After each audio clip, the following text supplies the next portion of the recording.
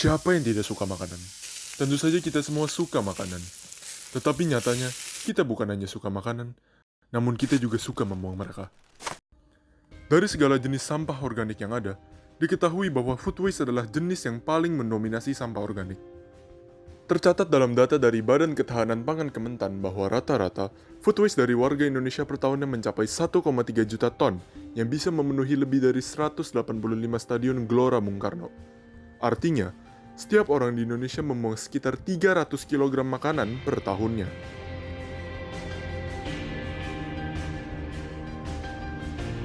Masalahnya, sampah-sampah makanan ini tidak diurus dengan baik di Indonesia.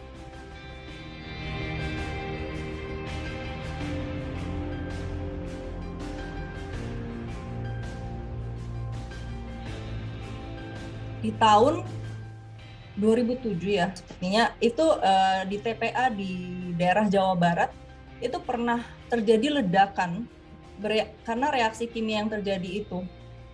Jadi di situ pemulung lalu yang bekerja, orang-orang yang bekerja di TPA itu sampai meninggal karena mereka tergulung oleh sampah.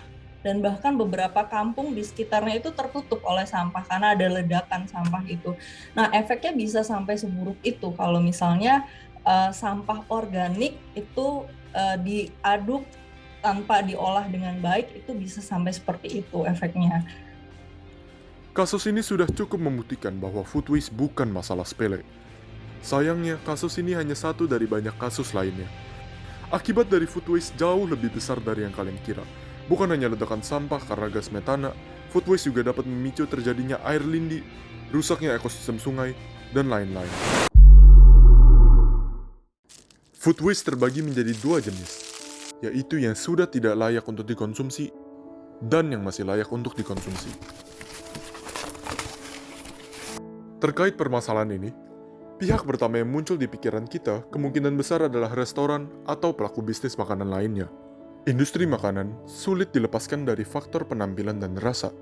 Karena itu, bahan dasar makanan yang digunakan seringkali harus memenuhi standar kualitas tertentu. Akibatnya, banyak sisa bahan makanan yang sebenarnya masih layak untuk dimakan menjadi susah untuk dijual dan terbuang begitu saja jika dianggap kurang sempurna. Bahan dasar makanan yang telah diproses menjadi makanan pun akan dibuang akhirnya jika bersisa. Kenapa tidak didonasikan saja? Membuang sisa makanan dipandang lebih efisien secara biaya karena pihak restoran tidak harus mengeluarkan biaya tambahan seperti biaya kemasan, ongkir, pajak restoran, dan sebagainya. Sekarang ini di Indonesia tuh ada seperti Garda Pangan. Mereka ini satu organisasi atau institusi yang mereka mengambil tanggung jawabnya.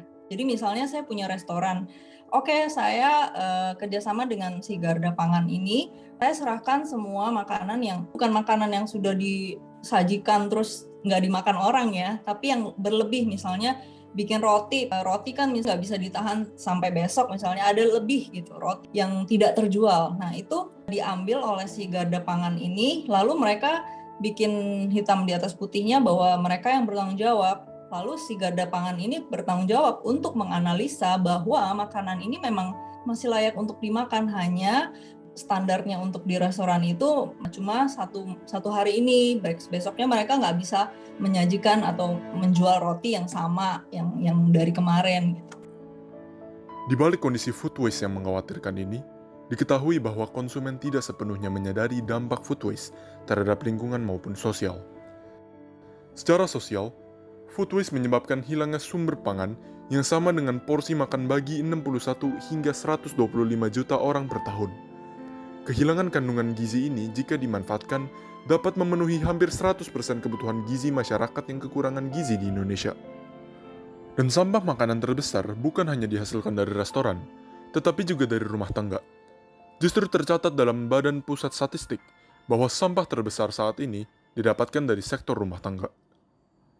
Contoh gini deh, buy two get one free, kayak gitu. Sebenarnya kamu butuhnya 1 atau 3 sih? Iya kan?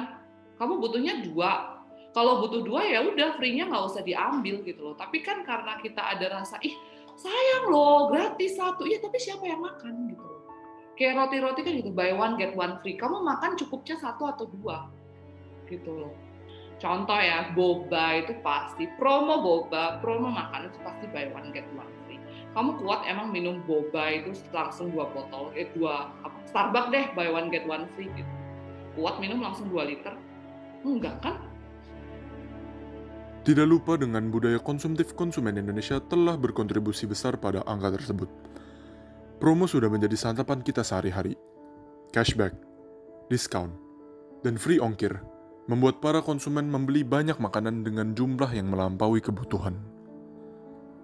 Karena kebiasaan yang konsumtif, bukan hanya menjadi boros, kita juga menambahkan beban food waste di lingkungan kita. Apakah sudah ada penanggulangan yang dilakukan dari pemerintah? Peraturan terkait pengelolaan sampah memang sudah ada. Tapi, pengelolaan sampah di sini masih bersifat sangat umum. Belum ada pengelompokan sampah jenis food waste yang jelas. Begitupun sistem pengelolaan food waste. Yang lebih gawat lagi, belum ada kebijakan yang secara langsung melarang warga atau restoran untuk membuang sampah makanan.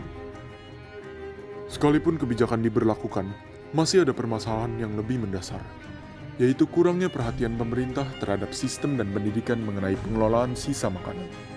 Diketahui bahwa hanya 1/4 pelaku industri makanan atau minuman di Kota Bandung yang memiliki program pengelolaan sisa makanan.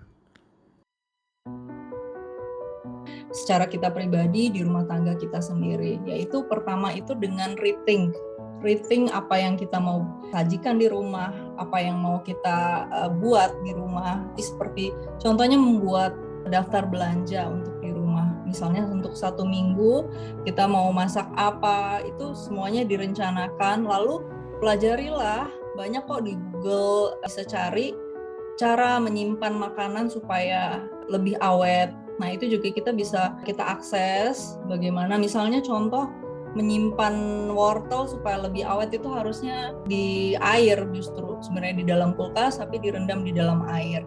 Lalu misalnya tomat lebih baik disimpan di luar kulkas.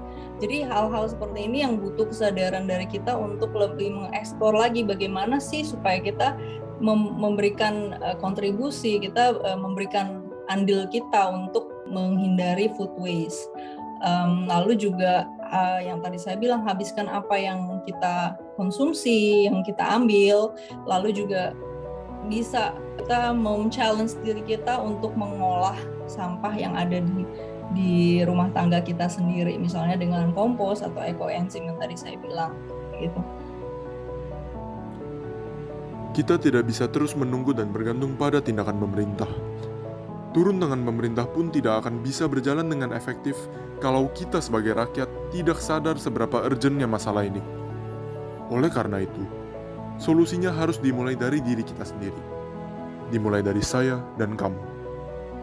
Kalau dari pribadi aja ya, bukan yang keluar ya. Dari pribadi tuh aku fokus kayak untuk planningin, lebih ke eco-friendly sih, kayak lebih belanja yang nggak pakai plastik. Karena nggak pakai plastik aku harus buat tempat sendiri. Kalau buat tempat sendiri aku nggak bisa beli banyak kayak gitu. Kalau aku nggak beli banyak kan aku nggak punya sisa kan, jadi aku nggak ngebuang gitu. Itu kan tanpa sadar seperti itu. Targetku tuh lebih ke teman-teman sekitar aku yang sering main. Kalau aku lebih suka pakai bisikan setan, itu banyak tuh sisanya tuh, gituin terus tiap hari, pas kesel temen kamu.